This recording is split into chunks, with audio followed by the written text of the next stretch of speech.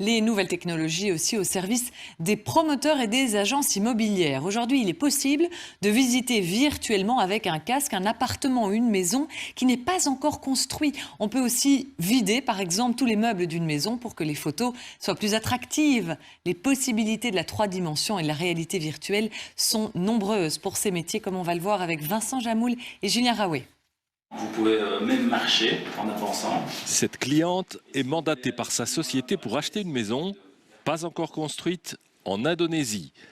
Un promoteur immobilier local l'a envoyée à Liège pour la visiter en réalité virtuelle. Parce que quand on regarde sur plan, on ne se rend pas toujours bien compte. On a vraiment, enfin en tout cas moi, j'ai besoin d'avoir quelque chose de plus concret et de me rendre compte de l'espace que j'aurai. Et là vraiment, on a envie de signer à deux mains quand on se rend compte qu'on est sur place.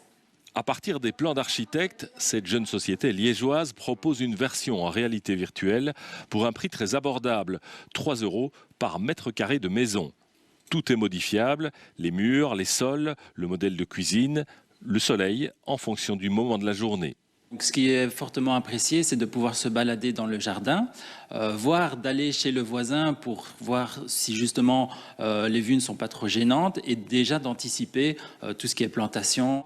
Dans les agences immobilières qui vendent des maisons déjà construites, pas encore de réalité virtuelle, trop cher. Le top pour attirer l'acheteur, c'est la visite en 3D. Alors ça favorise la vente parce que les gens peuvent se rendre compte déjà en premier abord de ce qu'ils vont rencontrer dans la maison. Ça leur évite de se déplacer entre guillemets pour rien parce que les gens n'aiment plus se déplacer pour rien.